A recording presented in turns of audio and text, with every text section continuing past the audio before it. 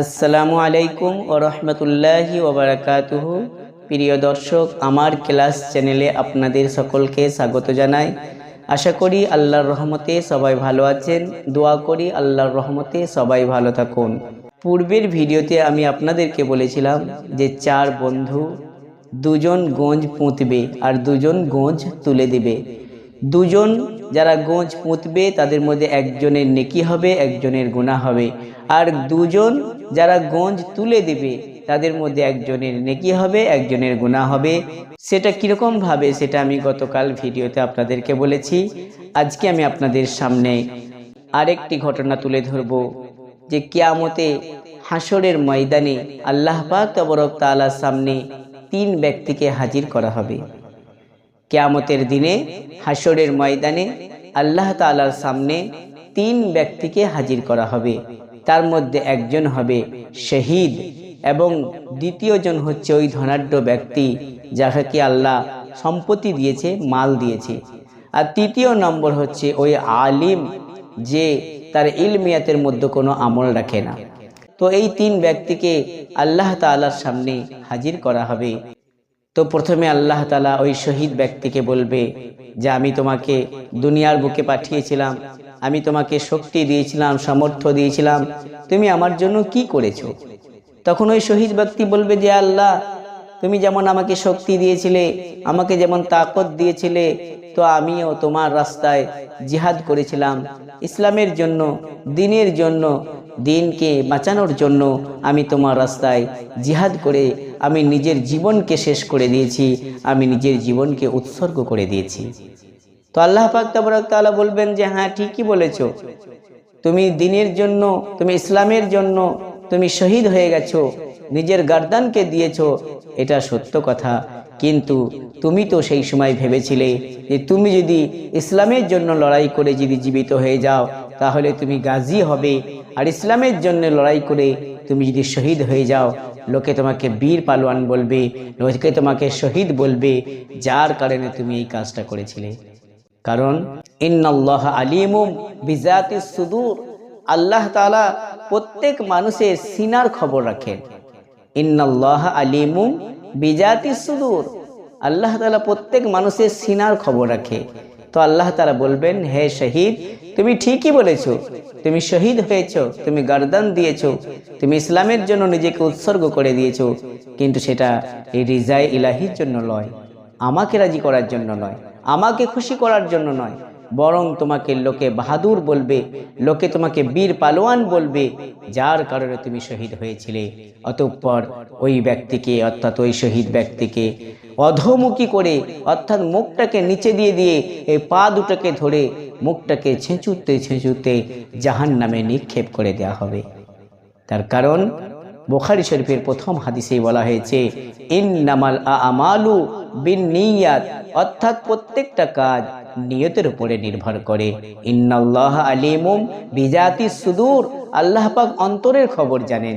ওই ব্যক্তির অন্তরের খবর আল্লাহ জানতেন যে ওই ব্যক্তি আল্লাহর উদ্দেশ্য নয়, আল্লাহকে রাজি করার জন্য নয়, আন্তরিকতার সাথে নয়, বরং নিজেকে বাহাদুরি কামানোর জন্য, লোক দেখানোর জন্য এই কাজটা করেছিল। তাই সেরকম শহীদ ব্যক্তিদেরকে জাহান্নামে নিক্ষেপ করা হবে। দ্বিতীয়, ওই ধনাঢ্য ব্যক্তি যাকে আল্লাহ মাল দিয়েছে, আল্লাহ প্রচুর সম্পত্তি দিয়েছে, যাকে ওই রকম একটা ব্যক্তিকে আল্লাহর সামনে হাজির করা হবে। আল্লাহ পাক তাবারক তাআলা তাকে বলবেন, হে বান্দা, আমি তোমাকে সৃষ্টি করেছিলাম, আমি তোমাকে সম্পত্তি দিয়েছিলাম, প্রচুর মাল দিয়েছিলাম, তুমি আমার রাস্তায় কি করেছো? তুমি আমার জন্য কি করেছো? তখন সেই ব্যক্তি বলবে যে আল্লাহ, তুমি আমাকে দুনিয়াতে পাঠিয়েছিলে, আমাকে মালামাল করেছিলে, আমাকে সম্পত্তি দিয়েছিলে, তো আমি কি করেছি? তোমার রাস্তায় দিনের পর দিন আমার মালকে খরচ করেছি, আমি দান করেছি, খয়রাত করেছি, গরিবকে দেখেছি, আমি এক কথায় আমি সব জায়গাতে আমি মাল খরচা করেছি। আল্লাহ পাক তাবারক তাআলা বলবেন যে হ্যাঁ, ঠিকই বলেছো, তুমি দান করতে, তুমি দান করেছো, মাল খরচা করেছো, সবই করেছো, কিন্তু আমার জন্য করো নাই। কারণ ইন্নাল্লাহ আলিমুম বিজাতিস সুদূর, আল্লাহ পাক তার মনের খবর জানেন। সেই জন্য আল্লাহ তাকে বলবেন যে হ্যাঁ তুমি ঠিকই বলেছো, তুমি মাল খরচা করেছো, তুমি প্রচুর দান করেছো, কিন্তু সেটা রিজায়ে ইলাহির জন্য নয়, সেটা আমাকে খুশি করার জন্য নয়, সেটা তুমি এই জন্যই করেছো যে লোকে তোমাকে দাতা বলবে, বড় মালদার বলবে, খুব দানি বলবে, খুব সাখী বলবে, লোকের কাছে নাম কামাবে, লোকের কাছে বাহাদুরি নেবে, সেই জন্য তুমি দান করেছো। আমাকে রাজি করার জন্য, আমাকে সন্তুষ্ট করার জন্য তুমি দান করো নাই। তখন ওই ব্যক্তিকেও আল্লাহ পাক তাবারক তাআলা ফেরেশতাদেরকে বলবেন এবং তাকেও অধমুখী করে ছেঁচুতে ছেঁচুতে জাহান্নামে নিক্ষেপ করা হবে। তাই বুখারী শরীফের সর্বপ্রথম হাদিসে ইমাম বুখারী রাহিমাহুল্লাহ বললেন ইন্নামাল আমালু বিন্নিয়াত, অর্থাৎ নবী করিম সাল্লাল্লাহু আলাইহি সাল্লাম বলেছেন প্রত্যেকটা কাজ নিয়তের উপরে ফয়সালা হবে। তৃতীয় নম্বরে একজন বেআমল আলিম, যার ইলমিয়াতের মধ্যে কোনো আমল নেই, ইলম হাসিল করেছে, জ্ঞান হাসিল করেছে, লোককে জ্ঞান দেয়, লোককে বুঝায়, লোককে বলে, কিন্তু তার নিজস্ব কোনো আমল ছিল না, এরকম একজন বেআমল আলিমকে আল্লাহর সামনে হাজির করা হবে। আল্লাহ পাক তাবারক তাআলা তাকে বলবেন যে হে বান্দা, আমি তোমাকে দুনিয়ার বুকে পাঠিয়েছিলাম, আমি তোমাকে ইলম দিয়েছিলাম, জ্ঞান দিয়েছিলাম, কোরআনের পণ্ডিত বানিয়েছিলাম, মুহাদ্দিস বানিয়েছিলাম, তুমি আমার জন্য কি করেছো? তখন সেই আলিম বলবে আল্লাহ, তুমি যেমন আমাকে দুনিয়ায় সৃষ্টি করে পাঠিয়েছিলে, আমাকে ইলম দিয়েছিলে, আমাকে জ্ঞান দিয়েছিলে, আমি সেই ইলম সেই জ্ঞান আমি মানুষের দ্বারে দ্বারে ছড়িয়ে দিয়েছি, আমি মানুষের কাছে সেই ইলমকে পৌঁছে দিয়েছি, আমি মানুষকে ইলমের দাওয়াত দিয়েছি, ইলমে শিখিয়েছি। আল্লাহ পাক তাবারক তাআলা বলবেন যে হ্যাঁ ঠিকই বলেছো, ঠিক বলেছো, সত্যিই তুমি ইলম হাসিল করেছিলে এবং ইলম শিখিয়েছো, মানুষের দ্বারে দ্বারে ইলম পৌঁছে দিয়েছো, কিন্তু সেটা তো আমার জন্য নয়, সেটা আমার জন্য করো নাই, তুমি এই জন্যই করেছো যে লোকে তোমাকে বড় আলেম বলবে, বড় হাফিজ বলবে, বড় কারি, বড় মৌলানা, বড় বক্তা বলবে, এই জন্য তুমি প্রচার প্রসার করেছো। তুমি কি সেটা আমার জন্য করেছিলে? তুমি আমার জন্য করো নাই। ইন্নাল্লাহ আলিমুম বিজাতিস সুদূর, আল্লাহ তাআলা প্রত্যেকটা মানুষের মনের খবরকে জানেন। সেই জন্য এগুলা বলছি যে এই হাদিসে যে সমস্ত তিনজনের ব্যক্তির নাম বলা হয়েছে, এদের মনের খবর আল্লাহ পাক তাবারক তাআলা জানতেন। সেই জন্য আল্লাহ পাক তাদেরকে বলবেন যে তোমরা আমার জন্য শহীদ হও নাই, আমার জন্য দান করো নাই, আমার জন্য ইলম প্রচার করো নাই, বরং তোমরা লোক দেখানোর জন্য, রিয়াকারির জন্য, বাহাদুরি নেওয়ার জন্য করেছো। অতএব দুনিয়াতে তো তোমাদেরকে বাহাদুর বলা হয়েছে, দুনিয়াতে তো তোমাদেরকে নাম কামানো হয়েছে, দুনিয়াতে তো তোমাদের ইজ্জত দেওয়া হয়েছে, অতএব আখিরাতে তোমাদের কোনো সম্মান নাই। তখন ওই রকম একজন বেআমল আলিমকেও ওইভাবে অধমুখী করে ছেঁচুতে ছেঁচুতে জাহান্নামে নিক্ষেপ করা হবে। তাই প্রিয় দর্শক, খুব সাবধান, খুব সতর্কতার সাথে কাজ করবেন। যখনই কোনো ভালো কাজ করবেন তখনই সেই কাজের মধ্যে ইখলাসের নিয়ত, ইখলাসের নিয়ত মানে আল্লাহর সন্তুষ্টি, রিজায়ে ইলাহি, অন্তরঙ্গতা, এই রিজায়ে ইলাহি আল্লাহর সন্তুষ্টি থাকবে।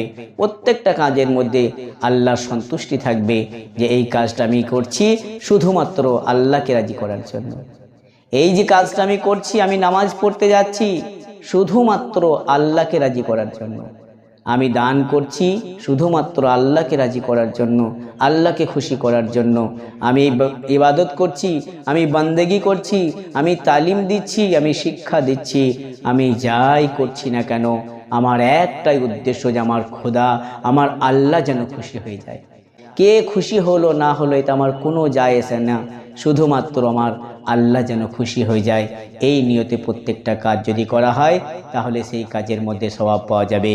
তো হযরত ওমর ইবনে খাত্তাব রাদিয়াল্লাহু তাআলা আনহু বলছেন, নবী করিম সাল্লাল্লাহু আলাইহি সাল্লামকে আমি বলতে শুনেছি, ইন্নামাল আমালু বিন্নিয়াত, অর্থাৎ প্রত্যেকটা কাজ নিয়তের উপরে ফয়সালা হবে, যেরকম নিয়ত হবে সেই মোতাবেক তার বদলা পাওয়া যাবে।